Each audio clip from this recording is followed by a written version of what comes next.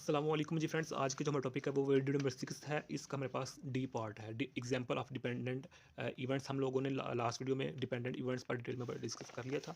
अब हम लोगों ने चूंकि स्टैटिस्टिकल फिजिक्स की सीरीज़ को स्टार्ट किया हुआ है, तो इस सीरीज़ में हम इन टॉपिक्स पर पिछले वीडियोज़ में बात कर चुके थे, तो ये देखते जाएँ। तो आज जो हमारे पास वीडियो नंबर क्या है, 6 है। इसका डी पार्ट है, एग्जाम्पल ऑफ डिपेंडेंट इवेंट्स। तो आने वाली वीडियोज़ में इन टॉपिक्स पर भी हम बात करने की कोशिश करेंगे, देखते जाएँ।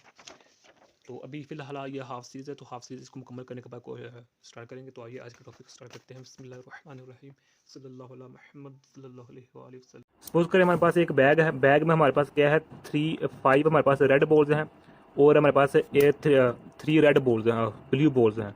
ओके, इवेंट ए हमारे पास दिया जाता है कि इवेंट ए आप लोगों के पास कि आपने रेड बॉल को पिक करना है। इवेंट बी के आप लोगों के पास कि आपने ब्लू बॉल्स को पिक करना है। किसके आप एग्जाम्पल किसके ले रहे हैं, डिपेंडेंट के लिए। ओके, तो जब हम फर्स्ट बॉल को पिकअप करेंगे तो उस केस में जो हमारे पास प्रोबेबिलिटी ए होगी वो किसके इक्वल होगी, वो होगी 5/8। ये टोटल आइटम्स हैं इसमें। तो 5 क्या है, 5 हमारे पास ये 5 है, यानी कि ये भी हम पिक कर सकते हैं, ये भी ये भी ये भी और ये भी, कोई भी पिक हो सकती है। तो ये हमारे पास 5 ऊपर आ गया।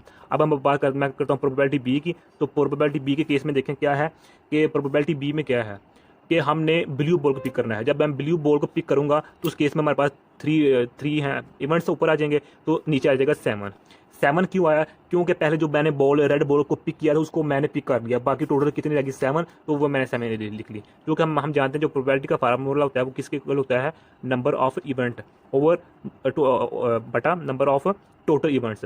तो इसके पहले केस में 8 टोटल बॉल्स थी, तो इस सेकंड केस में 7 बॉल रह गई थी। इसलिए इसका जो आंसर अब इसकी इक्वल नहीं आ रहा, तो इसलिए मैं समझा आंसर इसकी इक्वल नहीं है। तो क्या हुआ कि ये जो इवेंट है वो बी के हवाले से और इवेंट बी ए के हवाले से क्या है, डिपेंडेंट है। अगर इन दोनों का आंसर इक्वल आ जाता तो ये दूसरे पर इंडिपेंडेंट होना चाहिए। डन हो गया। तो यही आज की हमारे इतना सा टॉपिक था।